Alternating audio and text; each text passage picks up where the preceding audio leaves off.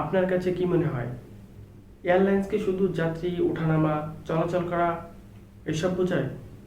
আসলে কি এয়ারলাইন্স এতটাই সহজ নাকি জটিল? আজকের এই ভিডিওতে আমরা এই নিয়ে আলোচনা করব। তো কথা না বাড়িয়ে চলুন শুরু করা যাক।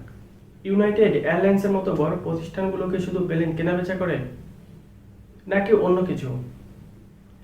আসলে তাদের প্লেন কেনাবেচা থেকে শুরু করে কোন রুটে কোন প্লেন চলবে তাতেও থাকে হাজারটা নিয়ম। তাদেরকে হিসাব নিকেশ করে চলতে হয়। আজকে আমরা জানব ইউনাইটেড এয়ারলাইন্স কিভাবে এবং কেন এত রকম ভিন্ন ভিন্ন প্লেন ব্যবহার করে। ইউনাইটেড এয়ারলাইন্সের সবচেয়ে ছোট বিমানটি হলো CRJ-200।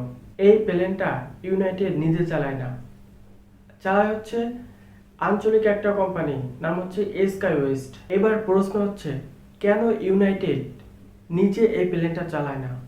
স্কোপ ক্লোজ নামে একটা বিশেষ নিয়মে, এতে ইউনাইটেডের পাইলট ইউনিয়নের একটা বিশেষ অংশ, যাতে বলা আছে আঞ্চলিক প্লেনগুলোতে ৭৬ আসন আর ৮৬,০০০ পাউন্ড ওজন থাকতে পারবে।